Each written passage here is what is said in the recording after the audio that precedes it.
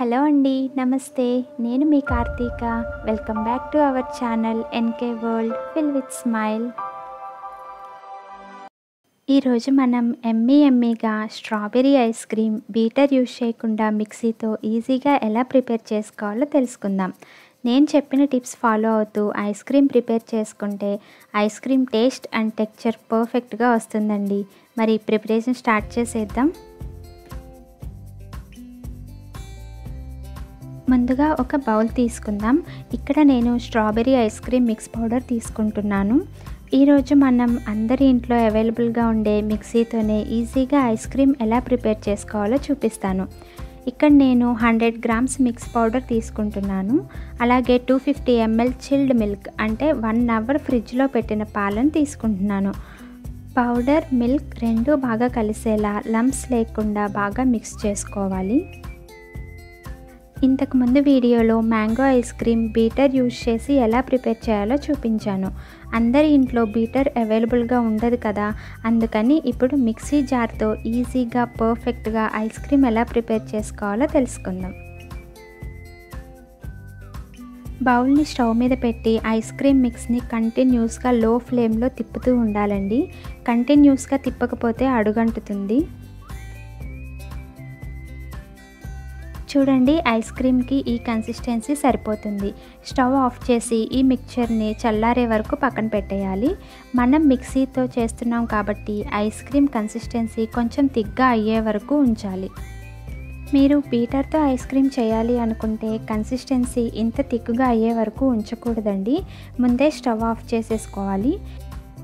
చూడండి, కంప్లీట్గా చల్లారిన తర్వాత కన్సిస్టెన్సీ ఇంకా థిక్గా అయ్యింది. దీన్ని ఒక ఎయిర్ టైట్ కంటైనర్ బాక్స్లోకి ట్రాన్స్ఫర్ చేసుకొని మూత పెట్టేసి ఒక 1 అవర్ ఫ్రీజర్లో పెట్టాలండి. ఇలా దీన్ని ఫ్రీజర్లో పెట్టడం వల్ల మనం మిక్సీ పట్టేటప్పుడు ఐస్ క్రీమ్ కన్సిస్టెన్సీ అనేది క్రీమీగా వస్తుంది. నేను ఇక్కడ అమూల్ ఫ్రెష్ క్రీమ్ యూజ్ చేస్తున్నాను. మీ దగ్గర ఫ్రెష్ క్రీమ్ లేకపోతే పాల మీద మీగడ తీసి ఫ్రిడ్జ్లో స్టోర్ చేసి యూజ్ చేయొచ్చు.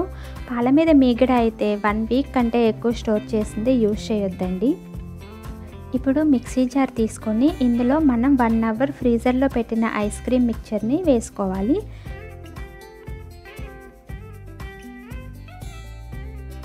తర్వాత 1/2 కప్ అంటే 125 ml ఫ్రెష్ క్రీమ్ వేసుకోవాలి.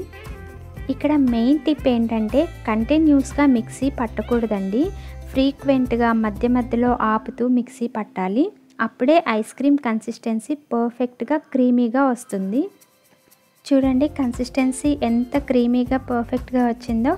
ఐస్ క్రీమ్ టెక్స్చర్ పర్ఫెక్ట్గా రావాలంటే కన్సిస్టెన్సీ ఇలా ఉండాలి. ఇప్పుడు ఒక ఎయిర్ టైట్ కంటైనర్ తీసుకొని ఐస్ క్రీమ్ మిక్చర్ని అందులోనికి ట్రాన్స్ఫర్ చేసుకోవాలి. నేను ఇక్కడ గార్నిష్ కోసం కొన్ని చాకో చిప్స్ యాడ్ చేస్తున్నాను. మీరు కావాలంటే స్కిప్ చేయొచ్చు, లేదా ఏమైనా డ్రై ఫ్రూట్స్ యాడ్ చేసుకోవచ్చు.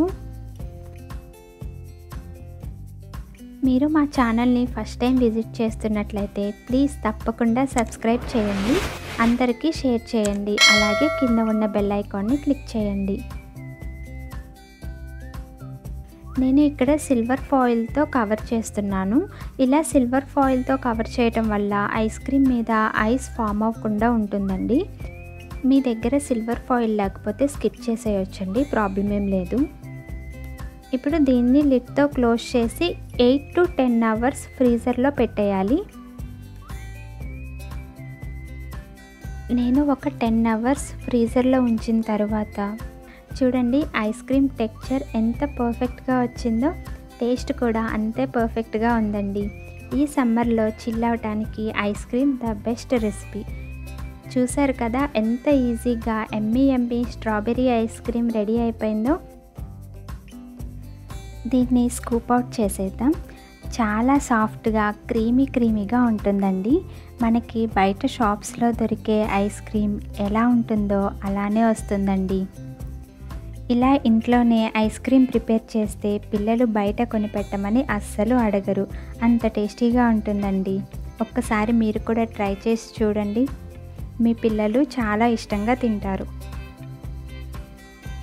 మీరు కూడా తప్పకుండా ట్రై చేసి ఎలా వచ్చిందో నాకు కామెంట్లో చెప్పండి.